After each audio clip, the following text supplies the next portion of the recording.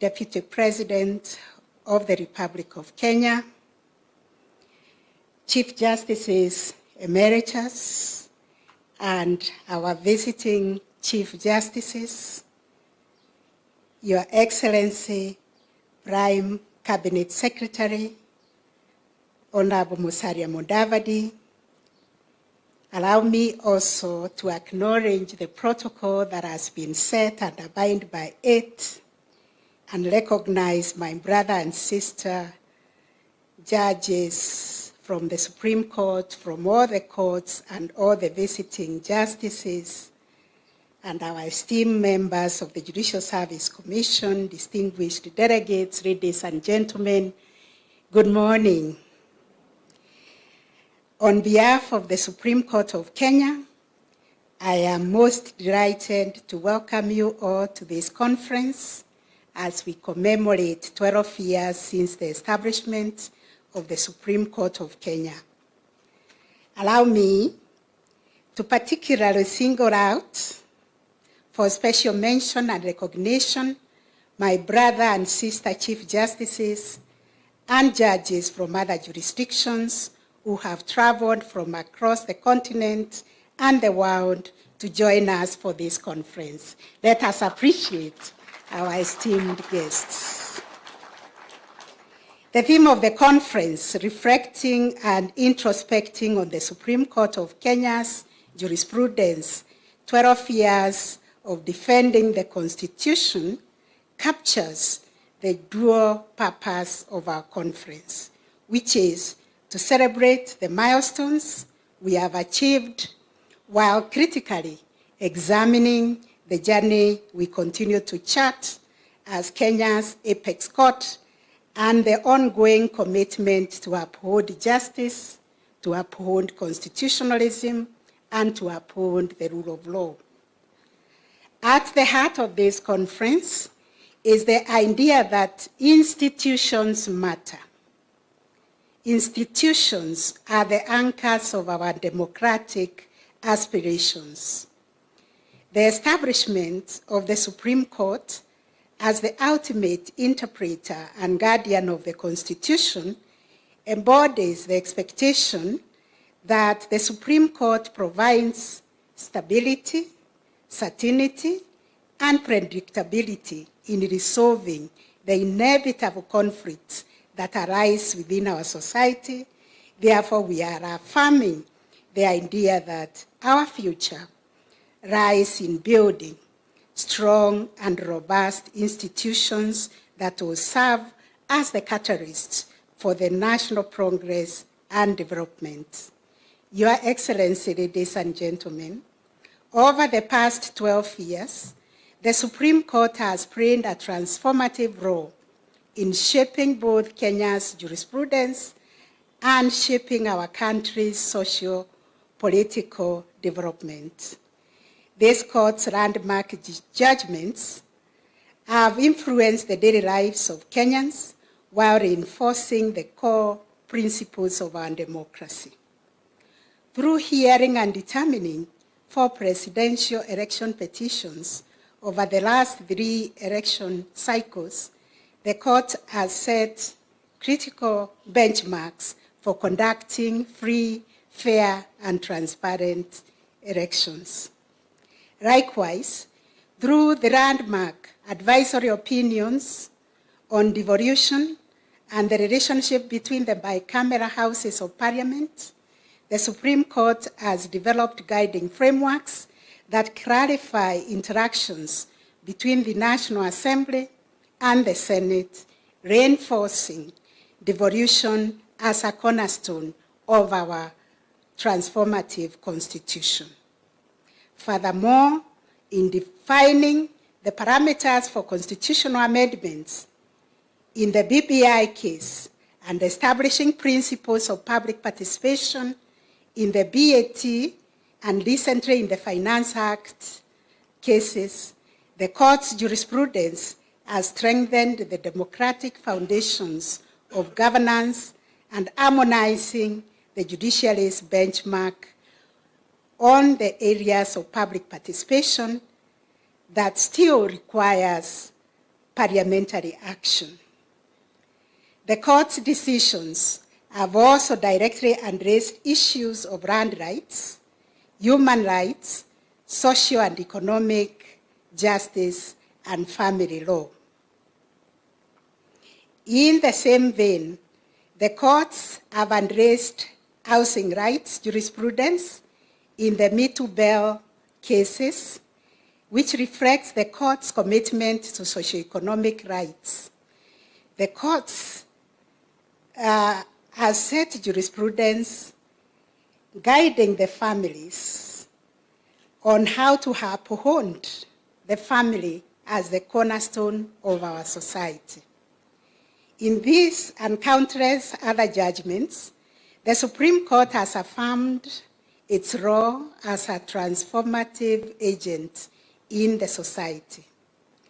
Despite the inevitable pitfalls of perception, all capture that come as a result of the court's invitation to address political questions, the court's jurisprudence has purposefully harnessed the Constitution as a powerful tool to promote the well-being of individuals and driving societal transformation for the common good. Notably, the decisions of the Supreme Court of Kenya have garnered significant respect and citation across the region and beyond. This recognition in the global legal community underscores the court's maturity into a respected institution whose well-reasoned judgments contribute to the evolving discourse on the law and justice worldwide. Your Excellency, ladies and gentlemen, the journey of the Supreme Court has not been without challenges, as explained by the Honorable Lady Justice Joki Ndongo.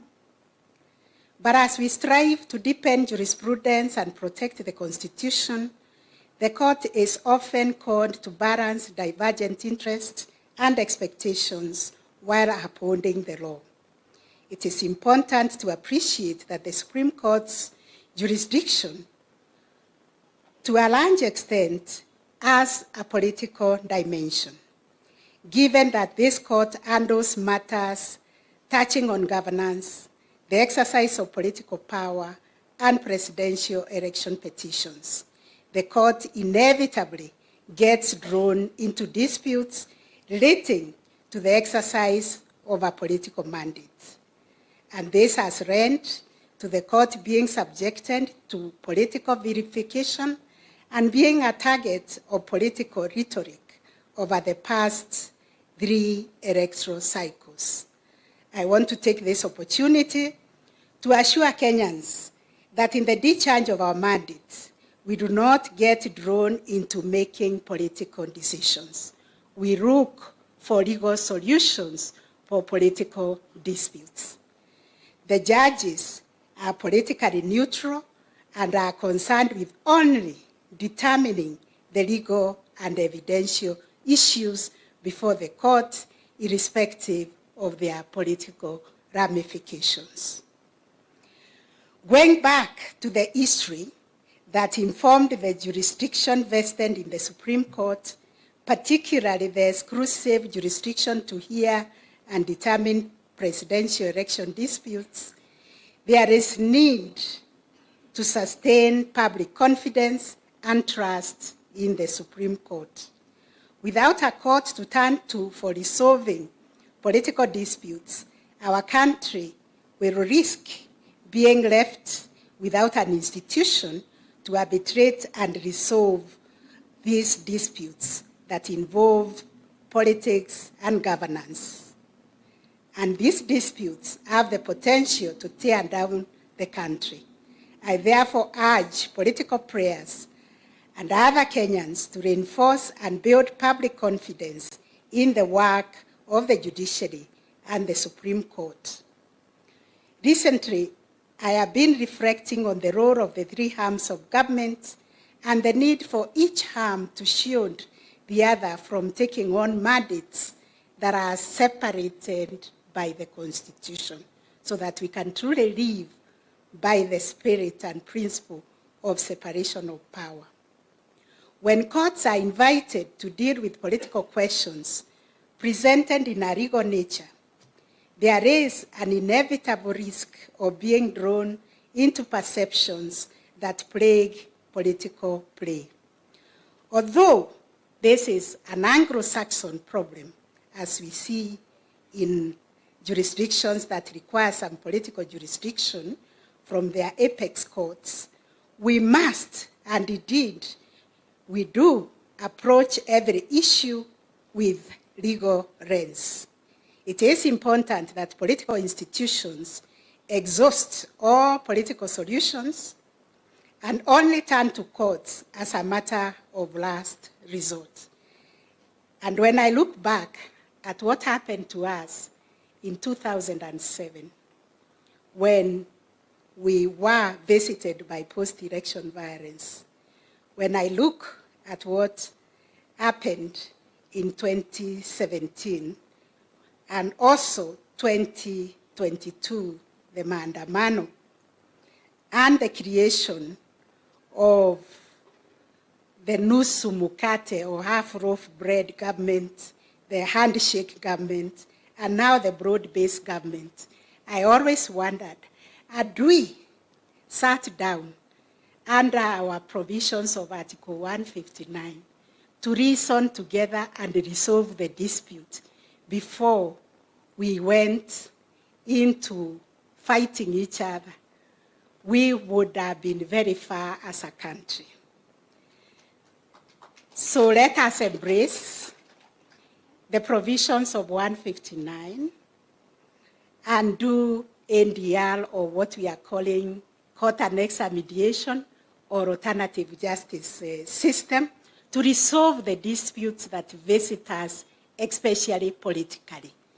We have resolved those 3 cycles of disputes as the Supreme Court, but the answer given by the Supreme Court is not what carried the day.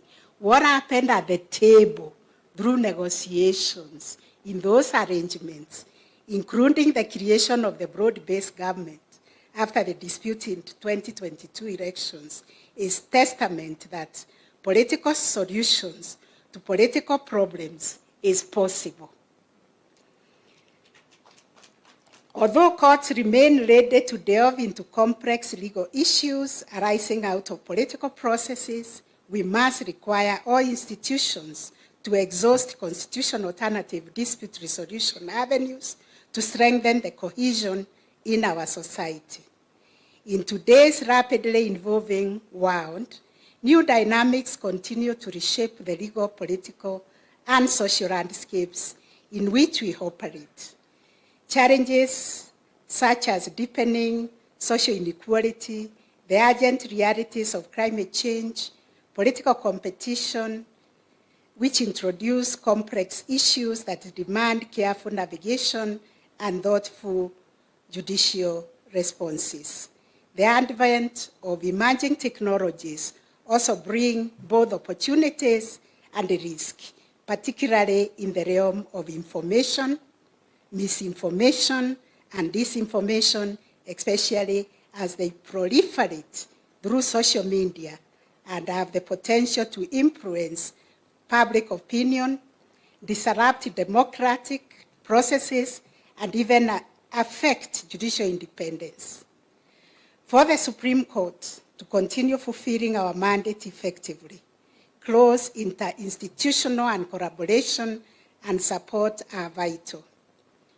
Upholding the rule of law and protecting constitutional rights is a collective responsibility that calls for cooperation and respect among the judiciary, the legislature, and the executive, and other state agencies. I therefore call on collaborative relationship that will strengthen our resilience of our legal system and allow the Supreme Court and the wider judiciary to serve as a true pillar of justice. As an institution of this stature, we rely on the support we receive from the members of the public. Through their confidence, we are also able to serve the Kenyans while aware that the mandate we exercise come from them. Through this conference, we are also honoring the work of distinguished men and women, justices past and present, who have contributed to building the jurisprudence of this court. Each justice, as Justice Joki has enumerated, has shown that the tremendous responsibility of safeguarding the Constitution and ensuring that justice is served without fear, favor, or prejudice. I can say it publicly that the justices of the Supreme Court are men and women committed to upholding the values and principles of our Constitution. This commitment is not merely rhetorical. It is a responsibility that each of them carries, and one that we do not take lightly. Their work is often solitary and demanding, yet they consistently uphold their judicial oath and do so with honor and integrity. I therefore wish to introduce my esteemed colleagues serving on the Supreme Court bench, the Honorable Justice Philomena Mwiru, who is the Vice President of the court, the Honorable Mr. Justice Mohammed Ibrahim, the Honorable Justice Mokin Wanjara, the Honorable Justice Joaquin Dungu, the Honorable Justice Isaac Lenaura, and the Honorable Justice William Ouko. I am also privileged to introduce past justices of the courts, led by our Chief Justice, retired Justice Professor Willy Mutunga, the first president of the court. The Honorable retired Justice David Maraga, the second president of the court. Honorable retired Justice Dr. Nancy Mbalasa, the first vice president of the court. I introduce in absentia the retired Justice Kaupana Lawo, the second vice president of the court, the Honorable retired Justice Dr. Philip Tunoi, and the Honorable retired Justice Professor J.B. Ojuang. It is these men and women, the current and the former justices of the court, whose jurisprudential contributions have been instrumental in building a legacy of justice and constitutional fidelity that is associated with the Supreme Court of Kenya. Supporting these justices are the registrar, deputy registrars, law clerks, and numerous court staff, both past and present, who make the court's work possible. Their efforts behind the scenes are indispensable for they ensure that the Supreme Court can fulfill its mandate to the highest standard. To all of you, asanteni sana. And in conclusion, as we celebrate 12 years of the Supreme Court's work and impact, we are conscious that the road ahead requires our renewed vigor, our unity of purpose, and a deep-seated commitment to justice. I take this opportunity to assure Kenyans and all of you present in this conference that the Supreme Court of Kenya will stand rock solid as a constant guardian of the Constitution and the rule of law in changing times. The court will continue to be a beacon of justice, a champion of constitutionalism, and a defender of the rule of law going forward. I encourage each one of you to engage fully in the sessions that follow, contribute your insights because we are here to learn so that we can collectively shape the future of the Supreme Court of Kenya. I thank you once again for being part of this holistic conference, and I look forward to a very, very vibrant conference. And with those remarks, ladies and gentlemen, Your Excellency the President of the Republic of Kenya, it is my honor, a very, very singular honor for me to invite His Excellency the Deputy President, Honorable Professor Kithure Kindiki, to come and give his remarks. Thank you very much.